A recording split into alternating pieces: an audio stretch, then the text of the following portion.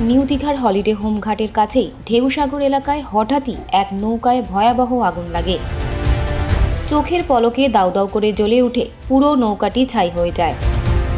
স্থানীয় সূত্রের খবর, আগুন দেখতে পেয়ে নুলিয়া কর্মী ও পুলিশ দ্রুত ঘটনাস্থলে পৌঁছে জল ঢেলে আগুন নিয়ন্ত্রণে আনেন। নৌকার ভিতরে রাখা বেশ কয়েকটি মাছ ধরার জাল সম্পূর্ণ পুড়ে নষ্ট হয়ে গিয়েছে। নৌকাটি রতনপুর এলাকার এক মৎস্যজীবীর বলে জানা গিয়েছে।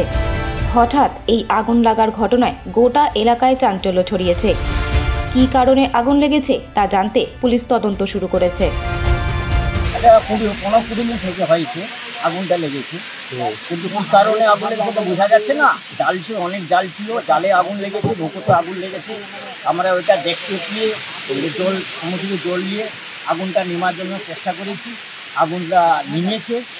নৌকাটা কার জানা গেছে? হ্যাঁ, নৌকাটা ওরা মালিক এসছে, ওরা রতনপুর বাড়ি, রতনপুর তারা জানা, রতনপুর থেকে এসছে, তারা নৌকো মালিক আছে, দেখছি। নৌকাটা কি সম্পূর্ণভাবে পুড়ে গেছে? হ্যাঁ, সব জাল নষ্ট হয়ে গেছে, নৌকাটা পুরো জ্ঞানের নষ্ট হয়ে গেছে। দেখতে পাচ্ছি নৌকোটা নষ্ট হয়ে গেছে, বিশাল বড় আগুন লেগেছে। কী কারণে আগুন লেগেছে বোঝা যাচ্ছে না, কিন্তু বুঝতে পারছি না কী কারণে। কোনোদিন হয় না, এই ঘাটে কোনোদিন হয় না, এটা হচ্ছে প্রথম ফার্স্ট।